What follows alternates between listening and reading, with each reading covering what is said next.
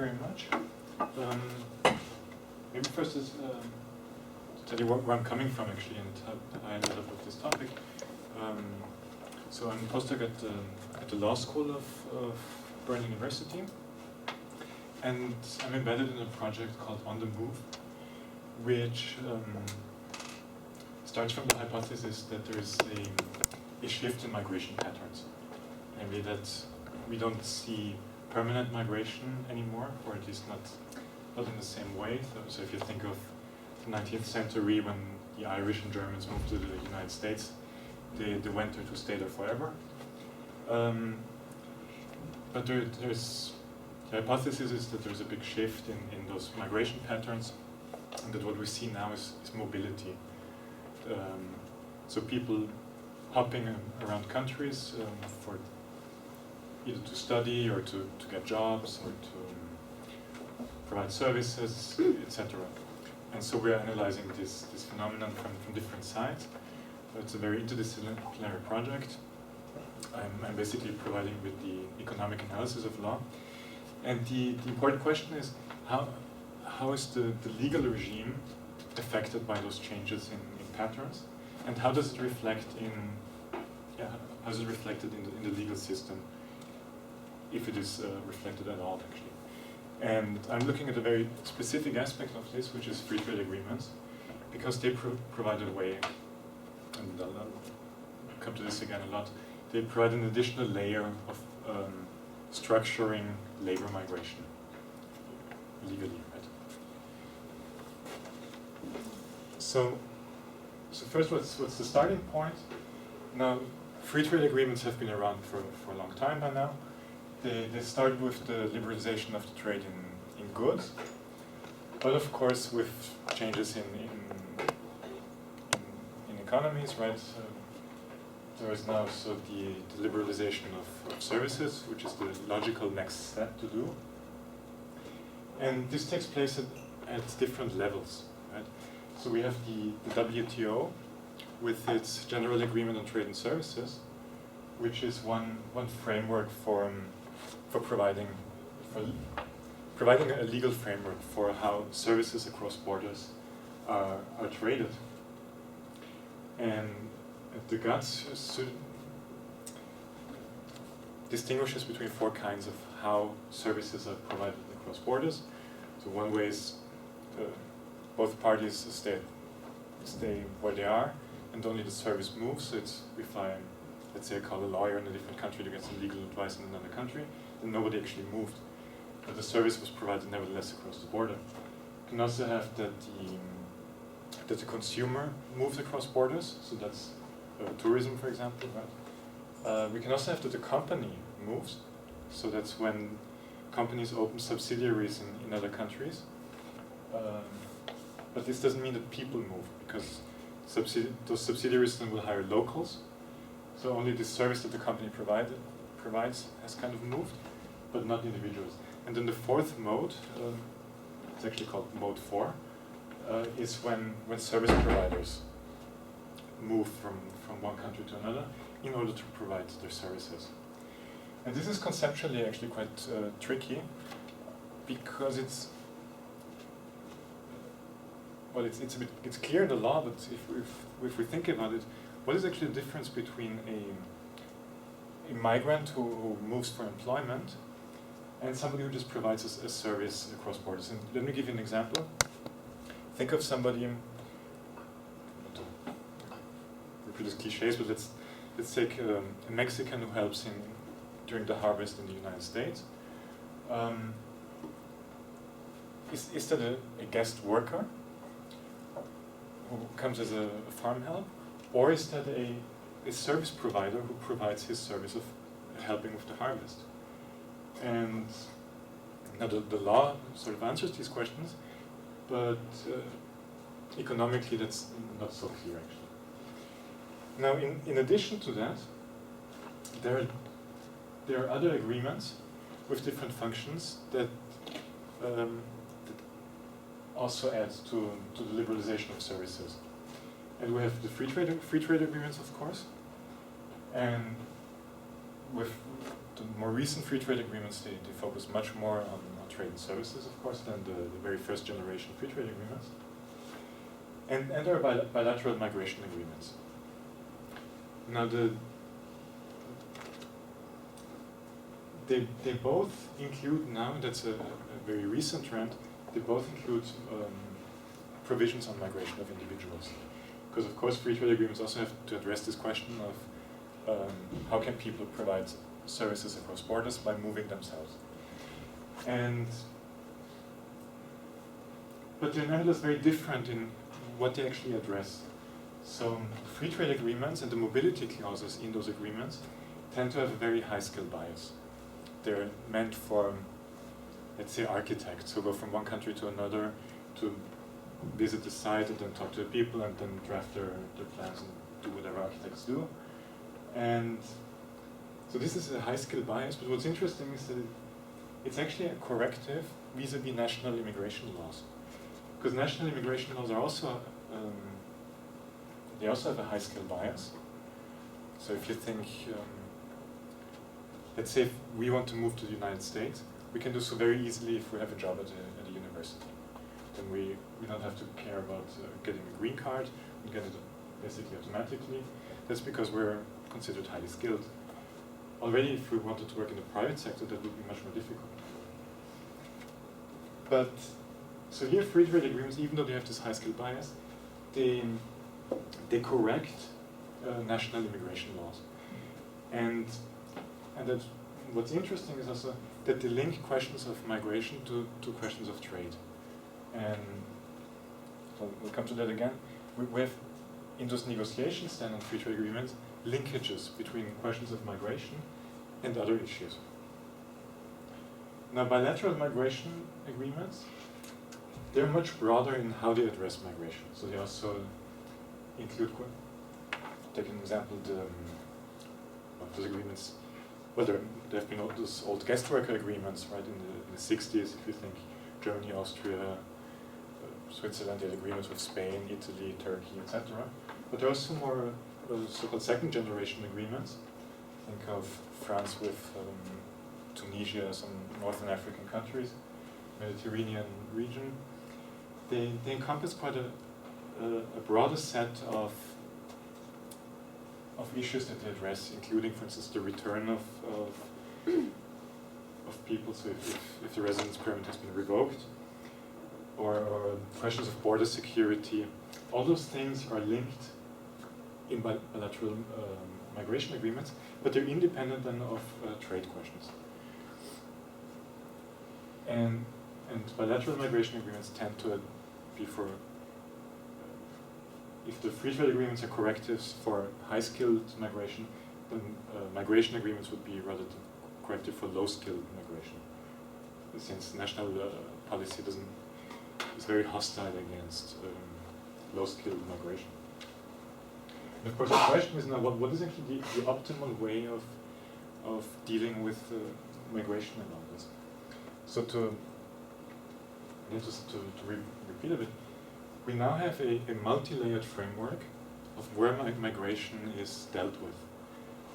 Traditionally, until very recently, it was exclusively a matter of national policy. Well, of course, we should start with of course, first you have the individual, right, and there are push and pull factors that create migration. And in some situations, actually, the market can be a gatekeeper to migration.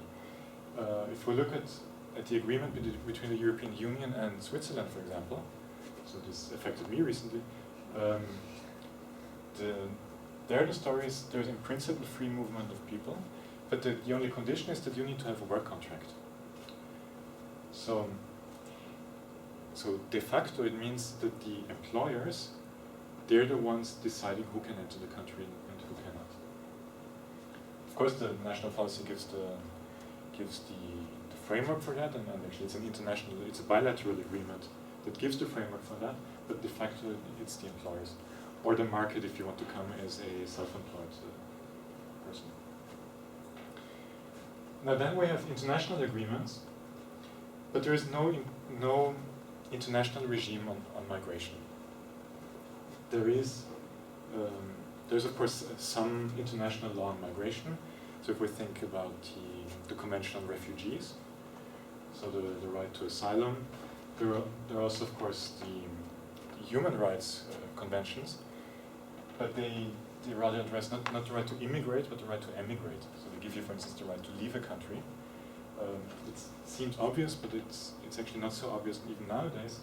So of course in the Soviet Union we know people were not allowed to leave the country, but we also have situations nowadays in Qatar, for instance, in some Middle Eastern countries, where immigrants are basically barred from leaving. They're in the hands of their employers, and this is actually a violation of human rights involved here.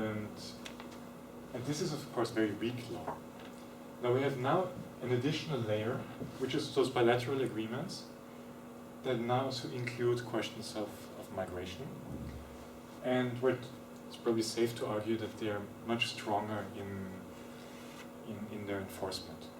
So a free trade agreement and then the migration clauses inside those free trade agreements, they create a much more harder law than some convention on human rights.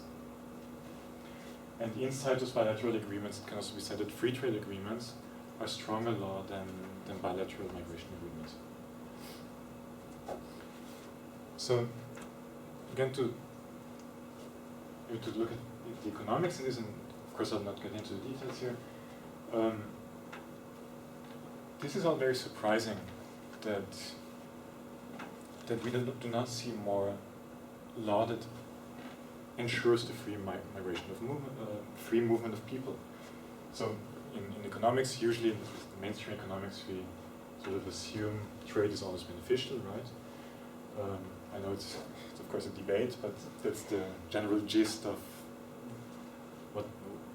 what economics, the Ricardo model, what they say about trade.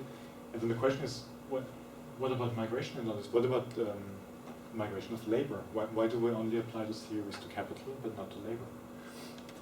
Of course the answer is, well, people are more than just labor, right? They're individuals, and it's a much broader issue.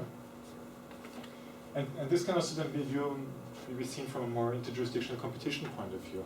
So more the logic of, let's say, the Thibault model or so, and where you can adopt a much more dynamic perspective of a system of countries, places that are competing or cooperating at the same time for capital and labor. And the question is, in this competition, what are the externalities created, and what does it mean? Does it mean that there's too much or too little migration, for instance? And also then the question about the outcomes, which is, are there races to the top or to the bottom? So if, for instance, distinguish here when it comes to highly skilled migration, we actually see a competition that leads to countries really actively trying to get highly skilled migration, and with countries actually losing in this. So if you think about Germany or generally the EU trying to get computer science engineers from India and constantly losing against the United States in this kind of competition. There's also another competition which is a more negative one, which is to keep away refugees, for instance. So there's unwanted migration. Migration is perceived as unwanted. So here the game is how to make sure that those people do not come. Now some questions. So I'm quite new to this project, so today I'll mainly ask questions and they'll be a bit short in answers. But it would be interesting for me to know maybe from you guys what your answers from your research on free trade agreements would be to my questions.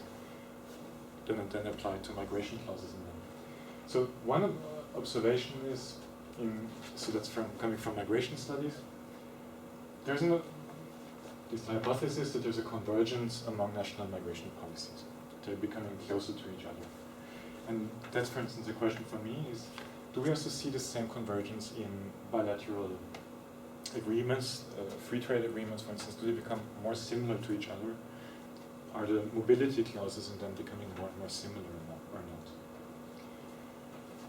And then another, and that's the more political science question maybe, is there isn't, that's I think very safe to say, there's a huge gap between migration policy and public opinion.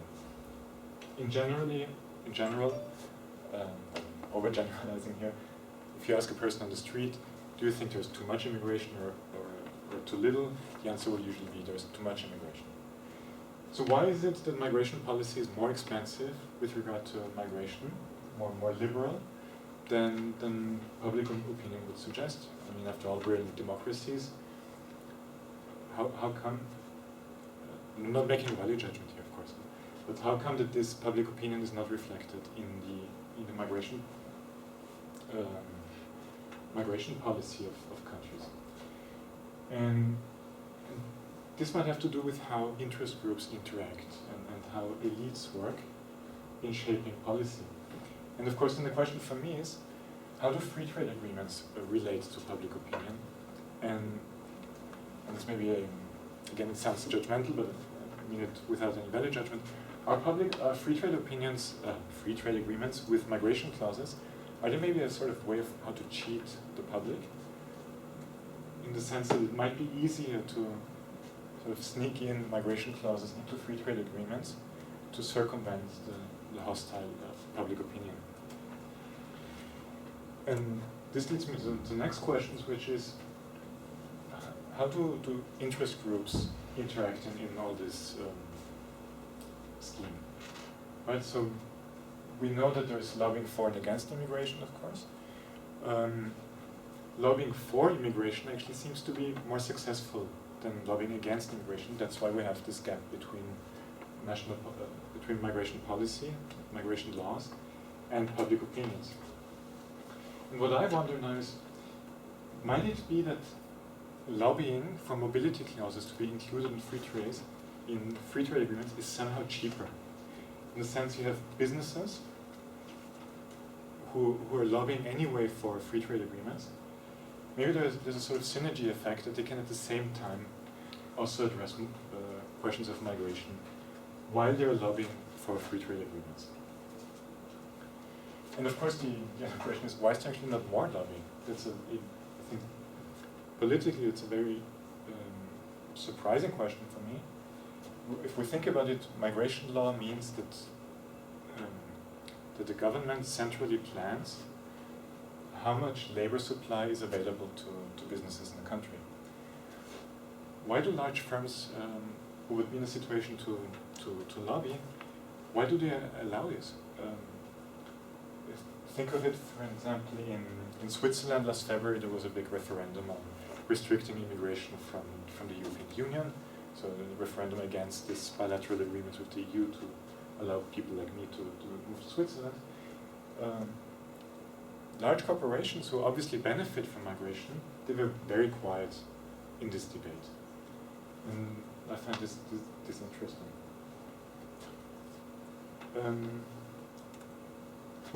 So some more issues that I'm interested in. First, migration policy is about numbers, so it's about how many people you admit. But it's also at the same time, you have to decide on which rights to give to people. And with mobility clauses and free trade agreements, what we observe is that there's maybe a trend away from the classical guest worker system towards a guest service provider. And maybe in higher numbers. But what are the rights that a guest service provider has?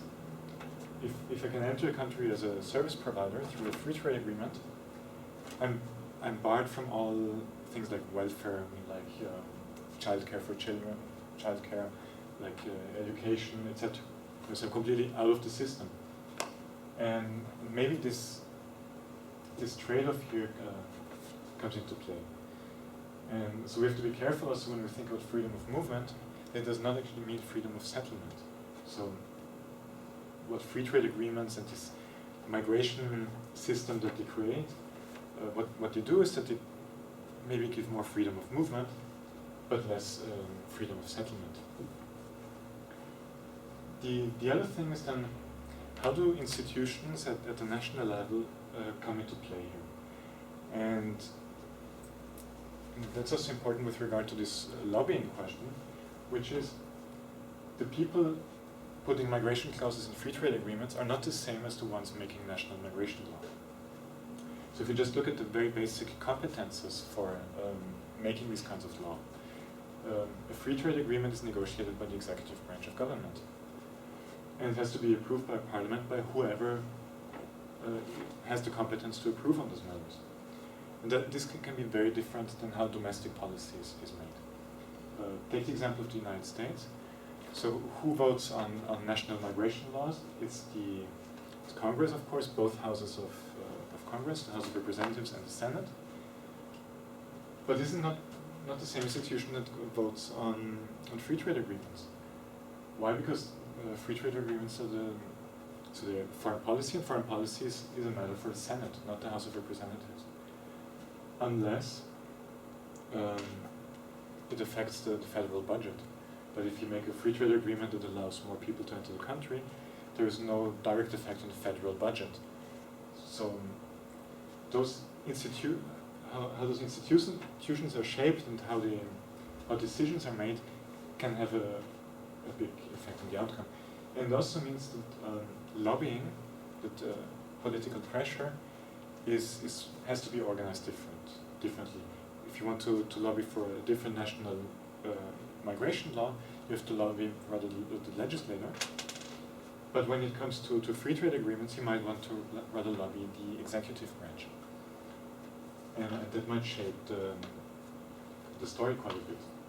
And the other question that I'm interested in is, so we see linkages between different issues. We see the linkage between trade and migration, but also between different types of migration. So if you look at those bilateral migration agreements, you have different issues of migration linked to each other. And the question is, what are the bargains involved in all this?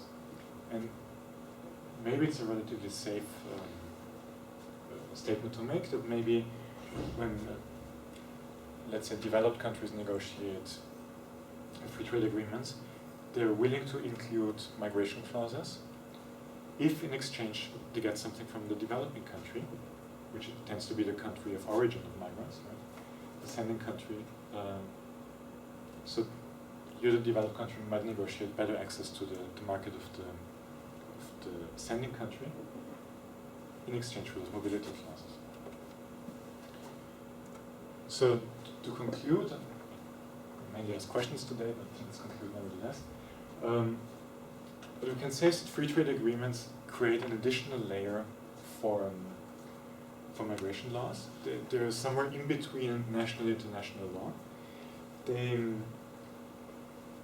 They're a decentralized regime, so we don't have, well, there is of course this centralized frameworks of the GATS and the WTO, but in addition to that, there are those free trade agreements that might go beyond what GATS permits. We see issue linkages between a variety of issues and migration. And this is actually not really clear yet what those linkages are. And of course there's this the fact that liberalization of migration is severely lagging behind the liberalization of trade. And of course the question is all this good or bad, right? And so mobility clauses in free trade agreements might lead to more migration. And if we come from this economic theory that says, well, this is a better allocation of resources, and that might be a good thing. But the question is, does this maybe come at the price of not getting a universal regime? And might a universal regime, for instance, within the WTO or a possible World Migration Organization, might not be a better forum?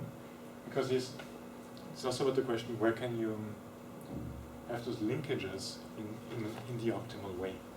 And also, well, don't really have answers to that yet. But theory suggests that decentralized regimes, so those more tailor-made solutions, might be better than one size fits all. So some countries can move forward, and those who are not willing or not able to move forward can stay behind. But in practice, we don't really see progress here. So there's no sharp increase in facilitating trade and services, and therefore some liberalizing migration.